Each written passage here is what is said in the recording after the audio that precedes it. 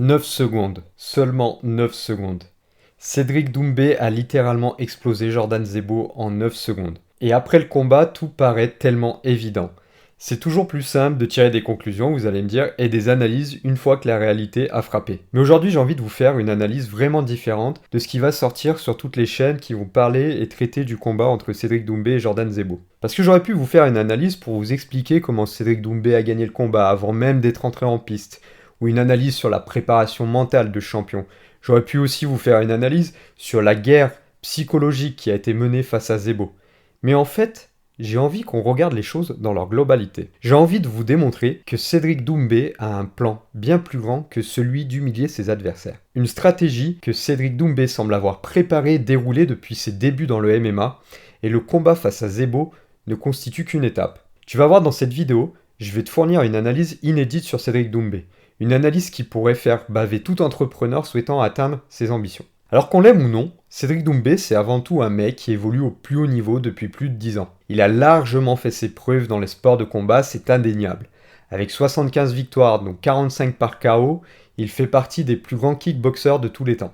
Mais Doumbé, c'est aussi un mec qui a une histoire derrière lui. C'est un gars qui a grandi au Cameroun, orphelin d'un père mort 2 jours avant sa naissance. C'est un mec qui a été élevé par sa grand-mère, pendant que sa mère était en France pour subvenir aux besoins de ses 2 enfants. Et je vais pas m'étendre aujourd'hui sur l'environnement de Cédric Doumbé, mais en une phrase, Cédric Doumbé, c'est un mec qui a la dalle. C'est un mec qui a peut-être eu la dalle physiquement et qui maintenant a la dalle financièrement. Son ambition aujourd'hui, elle va donc au-delà de la simple dimension sportive selon moi. Et il a au moins l'honnêteté de le dire. S'il a rejoint le PFL, c'est avant tout pour des raisons financières. Et ça se comprend. Doumbé, il a 31 ans, il ne lui reste plus beaucoup d'années devant lui pour exercer dans ce sport. Et c'est normal qu'il cherche à toucher les plus beaux chèques en se bastonnant parce que c'est là où il est le meilleur. Mais pas seulement, parce que je pense qu'il prépare aussi son futur à moyen long terme. Et je vais y venir un poil plus tard dans cette vidéo. Mais pour en revenir aux motivations financières de Doumbé, s'il cherchait le prestige, s'il cherchait la renommée, alors forcément il serait allé à l'UFC. Mais il a probablement conscience des éléments suivants. D'une part, comme je disais tout à l'heure, il a 31 ans. Il n'a plus le temps d'attendre. Un temps d'attente que lui aurait demandé l'UFC pour l'amener ensuite à avoir un degré de visibilité extrêmement fort, avec des adversaires qui sont aussi peut-être plus forts. Et ce temps-là, je pense que Cédric Doumbé, il est assez lucide pour se rendre compte qu'il l'a pas. Donc c'est pour ça qu'il allait choisir le PFL. Parce qu'en rejoignant le PFL, il a une capacité plus grande à faire parler de lui, et ça va venir dans cette deuxième partie d'analyse. Avant de rejoindre le PFL, Cédric Doumbé en était au tout début de son ascension dans le MMA. Et c'est normal qu'il ait mis toute son énergie à monopoliser l'attention, et même si pour cela, il a dû décevoir. Le meilleur exemple, c'est le coup de communication qu'il a fait quand il a demandé au public de voter pour la licence qu'il devrait choisir entre l'UFC et le PFL notamment. Il les a pas écoutés, mais en fait, il s'en foutait de décevoir les gens parce qu'il avait déjà réussi son coup. Son coup, c'était vraiment de faire de la communication qui consistait à démontrer qu'il était capable de mobiliser beaucoup de gens autour de lui. Et à partir du moment où il a fait ce sondage jusqu'à aujourd'hui, où il fait encore des déclarations sur le combat face à Jordan Zebo, Cédric Doumbé, il a cherché à attirer l'attention. Mais pourquoi est-ce qu'il fait ça? Eh bien parce que les gens, ils jugent à l'apparence et ce qui est invisible ne compte pas. Et quand je dis les gens, je parle de vous, de moi, comme simple spectateur, mais aussi les organisations en charge de ces combats qui veulent engendrer le maximum de profit. Cédric Doumbé, il a su associer à son nom une image forte, à une image qui va au-delà du sport de combat. Il ne se soucie pas de l'attention qu'il lui a accordée. Ce qui compte pour lui, c'est le bruit qu'il provoque, car mieux vaut être calomnié qu'ignoré. N'oubliez pas qu'en plus d'être un combattant d'exception, Cédric Doumbé doit devenir un promoteur d'exception. Et c'est en gagnant ses combats, mais aussi en attirant une foule de plus en plus grande et en faisant le bruit nécessaire autour de lui, qu'il pourra engendrer des combats de plus en plus prestigieux et donc de plus en plus de cash. Et si je continue avec ses méthodes de communication, il a aussi une grande capacité à singer son ennemi, à savoir Fernand Lopez. Quand il se moque de lui en répétant « angle mort », Cédric Doumbé s'attaque directement à la façon de coacher de Fernand Lopez. Et cela va donc au-delà du simple humour.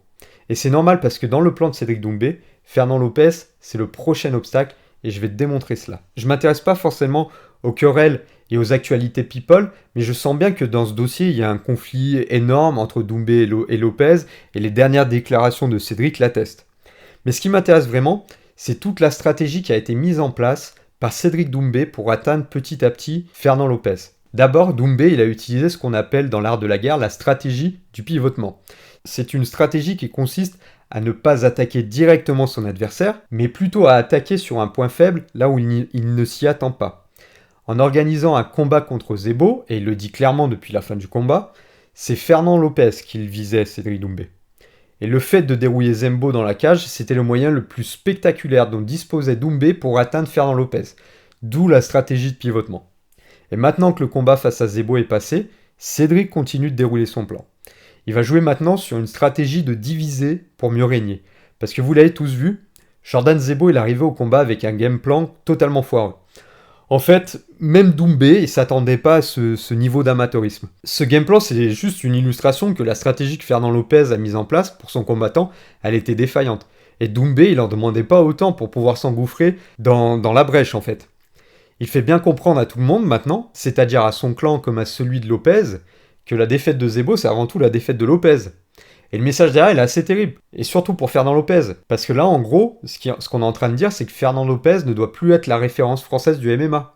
Et l'entrée en liste de Doumbé a fait changer cette équation. Cette défaite peut mettre en place une vague de doute dans la MMA Factory à moyen terme. Les combattants peuvent légitimement aujourd'hui s'interroger. Fernand Lopez est-il le mieux placé pour faire progresser? Pourquoi rejoindre sa team? Cette même team que Doumbé a lâché. Et en plus, il est tellement malin, Cédric, qu'il demande même aujourd'hui à Jordan Zebo de le rejoindre. Vous imaginez, c'est Jordan Zebo rejoint Cédric Doumbé? Mais c'est un cataclysme pour Fernand Lopez. Et j'avais quelques doutes du coup sur Doumbé, je me disais que sa stratégie de communication, elle cachait probablement quelque chose. Et je pense qu'on y arrive petit à petit. Parce qu'en fait, l'analyse et la polémique, c'est bien, mais on va essayer de jouer à un jeu de prédiction. Et comme je le disais dans mon introduction, Doumbé, il sait clairement que son temps lui est compté, et qu'il ne pourra pas faire encore beaucoup d'années au plus haut niveau. Et c'est donc normal qu'il soit en train de préparer l'avenir. À peine le combat terminé, Cédric, il est reparti directement en conquête. Depuis la seconde où il a vaincu Zebo, il adopte une nouvelle stratégie, celle de parler au cœur et aux esprits. Il demande à son public d'être tolérant envers Jordan, d'aller le suivre sur les réseaux sociaux, de l'encourager. Lui-même encourage Jordan à poursuivre. Il lui dit que ce qu'il a fait, c'était pas simple, et que son coach l'a mis dans les mauvaises dispositions pour l'affronter. Et il invite même Jordan à désacraliser cette défaite. Cédric Doumbé, en faisant ça, il ressort encore plus la tête haute de ce combat. Et il abandonne petit à petit son rôle de mec fun, présent pour divertir le public, pour adopter une posture un peu plus sérieuse. Et cette posture, elle va venir donner de la teneur à son discours. Et puisqu'il a humilié l'un des poulains de Fernand Lopez, il a en plus gagné aujourd'hui toute la légitimité dans son sport. Il entre maintenant dans un jeu de séduction avec le public, un jeu de séduction qui doit l'amener petit à petit sur les terrains de Fernand Lopez. Et quand j'observe tout ça, je peux que saluer le niveau de professionnalisme de Cédric Doumbé. Et je ne peux pas croire que ce soit le fruit du hasard. On voit bien qu'il a une stratégie, à moyen long terme. Peut-être que ça va être de devenir promoteur de combat. Peut-être que ça va être de devenir un vrai concurrent du MMA Factory. Mais en tous les cas, tout ce qu'il fait n'est absolument pas lié au hasard. Donc tu vois bien, à travers cette analyse et cette prise de hauteur, on peut déduire de certaines paroles, de certaines postures, de certaines stratégies de communication, les objectifs à moyen long terme d'une personne ou d'un business en fait, parce que là on parle clairement d'un business model. Donc si toi aussi ça t'intéresse, bah déjà la première chose, c'est que je t'invite à t'abonner, parce que tu vas découvrir sur cette chaîne pas mal d'analyses sur ce sujet-là, sur la stratégie, en prenant le sport comme illustration, et puis d'autres sujets, notamment sur la préparation mentale, sur le management, sur le leadership. Et puis si tu veux aller plus loin, si toi aussi tu as des ambitions, tu as des objectifs élevés, eh ben, je t'invite vraiment à prendre rendez-vous avec moi. Tu as un lien dans ma description sur la page de ma chaîne et tu peux prendre rendez-vous gratuitement 30 minutes pour échanger avec moi et pour voir si à moyen terme on pourra travailler ensemble. En tous les cas, j'espère que cette vidéo t'a plu et je te souhaite une très belle fin de journée.